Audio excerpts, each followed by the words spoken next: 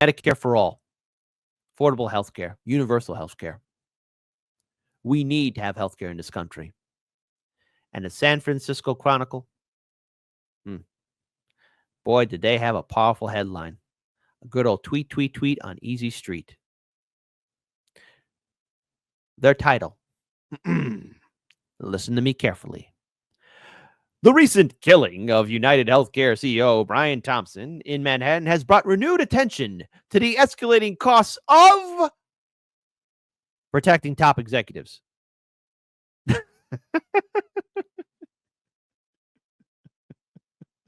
Amazing. Amazing. Amazing. Amazing. Amazing. Amazing. Amazing. Yes, it's amazing, right? Great headline there. You know, wait, maybe this one's more apropos. All right. The escalating costs of protecting top executives. San Francisco Chronicle, you're not going to talk about the escalating costs of healthcare? Is this what you're choosing to write about, San Francisco Chronicle? And here's what I think about it. There you go. Here's what I think about it, indeed. So let's go and pull up this article here. All right. Yes. Everyone, this is a real thing. San Francisco Chronicle. United Healthcare CEOs killing highlights rising tech executive security costs. The recent killing of United Healthcare CEO Brian Thompson in Manhattan has brought renewed attention to the escalating costs of protecting top executives. Now, listen, it's a tough job.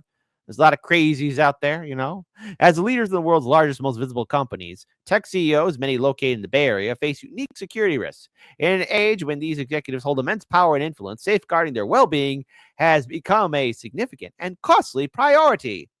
A recent analysis of public filings, reported by Quartz, sheds light on the staggering sums that tech giants are spending to protect their most valuable assets, their CEOs. Hey, San Francisco Chronicle. Option A, the rising costs of healthcare. Option B, protecting CEOs. You really know how to kick that hornet's nest.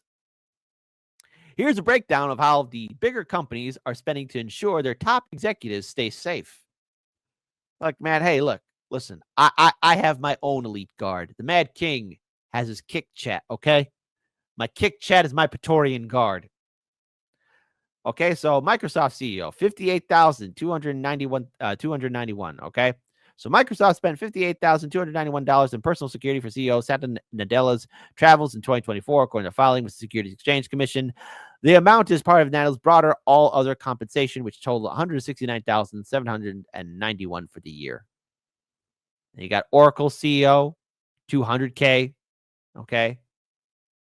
And look, Oracle's founder, Larry Ellison, incurred even greater security costs with nearly $3 million spent to protect his estate.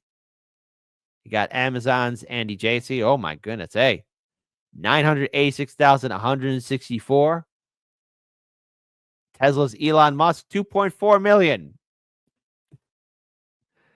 Hey, you got Apple's Tim Cook, $2.44 million. Jeez, oh man, Apple's living it up. You got Nvidia with $2.46 million. Salesforce, Mark Benoff, $4.65 million. My goodness gracious, man. How many enemies y'all got? But then again, to quote one of my favorite shows, Tokyo Vice, you're not interesting unless you have enemies. Boy, oh boy, they got a lot of enemies.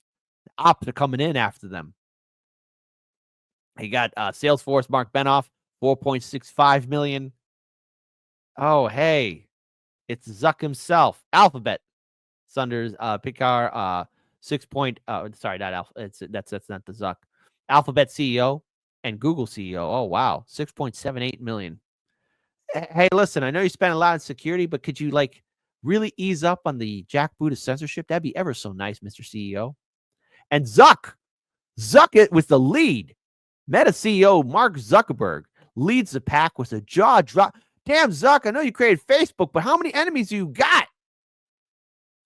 Seriously, Meta CEO Mark Zuckerberg leads the pack with a jaw-dropping $9.4 million spent on his security in 2023. The amount covers both residential security and protection during personal travel. Additionally, Zuckerberg's private air travel cost $968,828.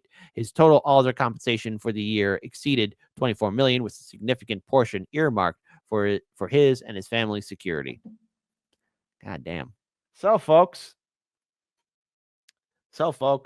how do you feel that the San Francisco Chronicle decides to talk about the highlights of protecting security firms or security firms protecting these also fantastic CEOs? I mean, if this is what the Gilded Age would have looked like if it had our technology, you know? It's the 1920s. Economic disparity is at its all-time highest. Poor folks are in the streets. They don't even have a nickel to get on the trolley to and back and forth. And the soup kitchens are lined up. But yet, in this Gilded Age, you got people wearing top hats doing the jitterbug the following day. They chose to print that. Millions of dollars, okay? Now, look, maybe, look, if they took some advice from what they saw, you know, in previous revolutions and everything else, there does come a point in every nation's history where the top 1% control everything, okay? And I get it. There's always going to be a time of have and have-nots, but my goodness, we're living in a day and age where so many people are being squeezed dry, being bled dry, being stepped on, and being denied anything at the table. The top 1% doesn't even pass a salt. I want to say that things are going to get better, but with the amount of disparity and with the aftermath of Bidenomics, there's going to be a growing disdain that's going to keep on growing and growing and growing, and the anger is going to keep on getting hotter and hotter and hotter. San Francisco Chronicle. You had a home run homer with that story in more ways than one. Won't anyone think about the CEOs? Radio station just censored the word devil. Clearly, we are on a different level. I guess you wouldn't notice all the rolling boulders crashing past your shoulders when you're taught to shift your focus lower, scream at all the pebbles. Cheering on the bombers because you can't abide the rebels. But I bet you'll wring your bloody hands when all the dust has settled, when the last little limb is pulled from Gaza's twisted metal. Then you can say how you were led astray, and never once in all your days would you have knowingly supported all the genocide for which you clapped and prayed. But they baited you with unconfirmed blurbs about babies until you were filled with rage. Yet someone told you babies had been starving, bombed, and caged for nearly 80 years in Gaza, and you looked the other way. So regret, but make it fashion. Go and pluck that final petal off a hyacinth on Instagram for every kid they kettled. Every son that Israel imprisoned when they're little, that they tortured for a decade, then surprised with their acquittal. And when they got released and saw their parents, and whenever siblings hadn't met the missiles, they stared right through their middle. Their eyes don't seem to focus, and their words are all but dribble, like they're pondering the darkest riddle. That is, how many false flags does it take to make humanity inhuman and uncivil, distorted by the revel? The crooked slant where Israel contorts into America, Biden bathing Bibi in a bloodbath in the bevel. I opened up my feed and I saw children disassembled. Turned some music on and heard the station censor devil. Imagine thinking Doja Cat's a threat to moral fabric in the single largest terror cell that ever felled a temple, that ever sparked a cleansing, that ever burned a market, that ever raped with bayonets or carpet-bombed apartments, that ever turned your water off and left you in the darkness, left you doing surgery on children while they're conscious. You sing the devil's praises every time you sing our anthem. You sing a hymn to him that watched us birth a million phantoms. You'll proudly wave his flag, and yet you will not name the devil? Well, clearly, we are on a different level. I can give you names, shit, I'll give you several. They say the devil wears a different face for every general, like a composite of the char he brought to fields of emerald, and the wail of every childhood we made ephemeral. So who else has left the stain of blood on everything they touch? Who else can starve civilians and they don't so much as blush? Who else has paid for Gaza being flattened into dust? If there's ever been a devil on this earth, then it is us. That's US. What an ugly couple letters. Feeding shit and ignorance to those it chose to tether. From the river to the sea, both are slowly growing redder. For the devil that you know just knows you better. It knows every gut reaction it could ever make you feel. It knows fear is that which wakes you up and gets you on your wheel. It knows just the kind of story that will justify its war. And the scripts are wrapped for World War IV. So just imagine my surprise to give the radio a listen and to hear such pious morals out of Zionists and Christians that they'd take the devil's name and try to clip it from existence while they carry out his bloody business. You would wave a fascist flag, and yet you honor not your Iblis? Name you not Apollyon? Hush you now your witness? Bleed the name of Belial till tongue is rolling listless in the man-made mouth of Mammon, as Lamia's whispers listen.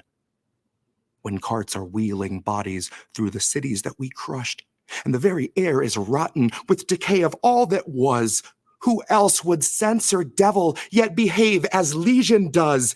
If there's ever been a devil on this earth, then it is us. US, but not a unity of souls. More a mass of corporations turning houses into holes, turning people into puppets, turning puppets into mold, turning mold into nutrition bars worth their weight in gold because they're bombing every bakery and burning every field with phosphorus that never once has wanted for a meal. The devil wears a mask and it delights in the reveal, in that moment where the face is let to peel. We do not love the underdog. We do not cheer the rebels. We lust for all their blood until the dust has finally settled. Then pity just ourselves that we were so misled to revel. Proudly wave his flag, and yet we will not name the devil.